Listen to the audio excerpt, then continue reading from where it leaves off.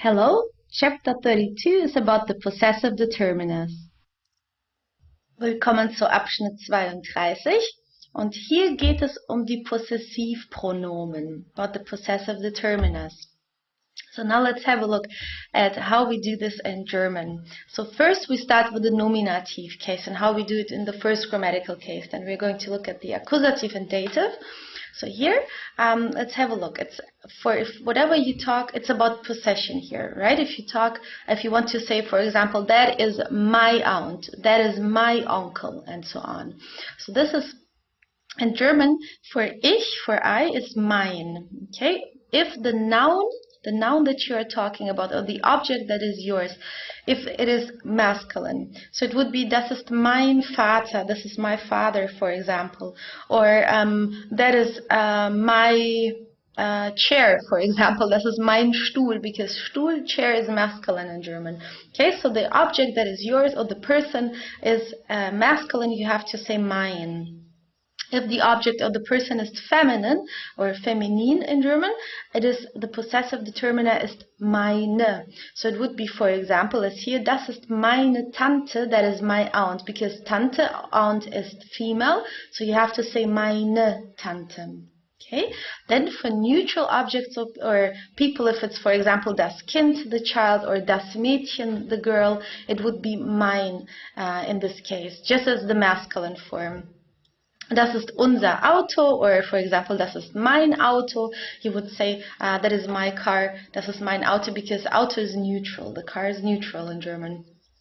And then for all plural nouns, you say meine, no matter which gender it actually has, no matter whether it's just masculine plural, female plural, neutral plural, or all mixed, you always use just this form, it's meine. Okay, for example, das sind seine Häuser, but let's say das sind meine Häuser, that means that are my houses, das sind meine Häuser. Okay, then the next one is du, for you, if you want to say your. It is the same here. It's dein for your, deine if it's female, neutral is dein, und deine for plural. So the declination here is equal. Okay, it's always like the normal ending, we don't add an E here. For the feminine nouns or nouns that you own, objects of people, if they're female, you always have to add an E here at the end, as you see. Neutral is the same as the masculine form, and the plural is also equal with the feminine form. Okay, so for er, basically his, you say sein, seine, seinen, seine. Sie, so if you want to say her, right, it's her brother, ihr Bruder, for example. Okay, it's ihr, ihre, ihr, und ihre. As, if you talk about a neutral object, a person, if you want to say its, let's say, you say also sein. It's exactly the same as his. It's equal, right? So it's sein, seine, seine, seine. If you want to say ours, it's unser. For example, das ist unser Tisch. This is our table, because Tisch is masculine, the table in German. Unsere for female, let's say, das sind unsere Blumen, that are our flowers. Unsere Blume, our flower, if it's just one. If it's plural, it's unsere Blumen for the plural form. And neutral, das ist unser Kind, for example, that is our child, because it's das Kind, the child, it's neutral in German. Ihr, if you want to say yours, if you talk to a group of people, this one is a little bit irregular. So it's euer, let's say der. What do we have? Der Anzug, the suit, for example. The suit is der Anzug. Das ist euer Anzug. This is your suit. So it's euer. The female form is eure. So as you see, this E here, we take it away. We put it at the end. It's eure. Then the neutral form is always the same as the masculine form in the nominative case. So it's euer. And then the female and the plural form are also the same. So feminine is eure and plural is also eure. Then the last one is sie, if it's theirs, let's say, or if you talk to somebody in a polite way, then it would be sie capitalized, right? If you talk to a group of people or to just one person in the formal way, but also if you want to say it's their something. So you say ihr, ihre, ihr, und ihre. Okay, if you talk to somebody in a polite way, you would have to write this in capitals here. Okay, and then so here are the examples. We have das ist mein Onkel, this is my uncle, das ist meine Tante, that is my aunt, das ist unser Auto, that is our car, and das sind seine Häuser, that are his houses. Just a few examples here. So in the next slide, we have the possessive determinants in the accusative case. So they're just changing in the masculine form. The rest stays exactly the same. The feminine is again with the E at the end. Also the irregular ihr, or for eure, yours, is also irregular here. The neutral stays the same as in the nominative case, and the plural form also stays the same. So generally in the accusative case, just the masculine forms are changing. So here, mein becomes meinen. So it would be, for example, ich sehe meinen Nachbarn, which means I see my neighbor, for example. Because sehen, to see, is an accusative verb, so the object or the person you see who is masculine needs, you have to say meinen. Okay, meinen, deinen, seinen, ihren. For neutral also seinen, unseren, euren und ihren. Okay, here an example. Du isst deinen Kuchen, you are eating your cake. Okay, and here again it stays all the same. Okay, just a few examples. Ich sehe meine Tür, which means I see my door.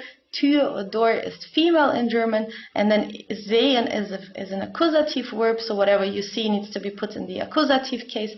Here it's the accusative object, but you form it exactly the same as in the nominative case, so nothing really changes here. And then trinkt sein Wasser, das Wasser, it's neutral, so he drinks his water.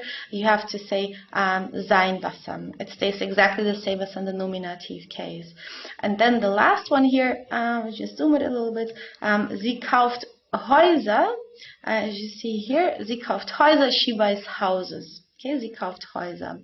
Okay, this is just without any possessive determiner here, but you can say sie kauft eure Häuser, she buys your houses, for example, oder sie kauft seine Häuser, she buys his houses, for example. The plural would be always like that. Okay. Then the last one, the last slide is for the dative case. So these ones are changing much more than the accusative. It's not just the masculine anymore that is changing. All of them are different now. Okay. So if you want to, we have here an example. Ich glaube eurem Onkel. It means I believe your uncle. Glauben, that's a dative verb. So to whomever you believe needs to be put in the dative. That's why eurem Onkel, this is the dative object here. So as you see, the declination here is different. You have to add in, there's always an em at the end. Meinem, deinem would be ich glaube deinem Onkel, I believe your uncle. Or verzeiht seinem Bruder, he forgives his brother, because verzeihen, to forgive, is a dative verb. To whomever you forgive, the person needs to be put in the dative case. Okay, then here sie ihrem, seinem, unserem, eurem und ihrem. Okay, as you see, the masculine and the neutral form are the same. Okay, that makes things a little bit easier. It's exactly the same. Then the female form, it's meiner. Okay, as you see here, hilft seiner Mutter. It means he helps his mother.